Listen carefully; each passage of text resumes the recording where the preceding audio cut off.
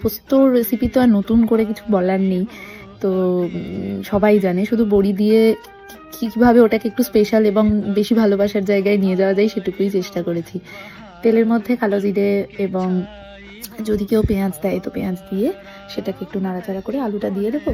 এবার ভাজার আগে, সমস্ত কিছু ভাজার আগে যদি বড়িটা নেড়ে রাখা যায় সব থেকে ভালো। তারপরে আলুটাকে নাড়াচাড়া করে একটু নুন দিয়ে তারপর সেদ্ধ করতে দেবো। এর মধ্যে টমেটো অ্যাড করতে আমি কখনো কখনো পছন্দ করি, তো টমেটোটাও অ্যাড করে দিয়ে সেটাকে সেদ্ধ করতে দেবো। পোস্ত করার ক্ষেত্রে আমি অনেক বড় বয়সে এসে একটা নতুন জিনিস শিখেছি, সেটা হচ্ছে যে আলু পুরো সেদ্ধ হয়ে যাওয়ার পরে পোস্তটাকে অ্যাড করতে হয়। মা বলে তাতে নাকি পোস্তর গন্ধ থেকে যায়, পোস্তর গন্ধটা বেরোয় না। যদি আমরা আলু পোস্তটা বানাই, পোস্তটা ফোটে, তাহলে তাতে পোস্তর ঘ্রাণটা শেষ হয়ে যায়। সেই জন্য আলুটা সম্পূর্ণ ফুটে গেলে তখন আমরা পোস্তটা অ্যাড করব এবং পরিমাণ মতো ঝোল রেখে তারপর সর্ষের তেল এবং কাঁচা লঙ্কা দিয়ে ঢেকে রাখবো।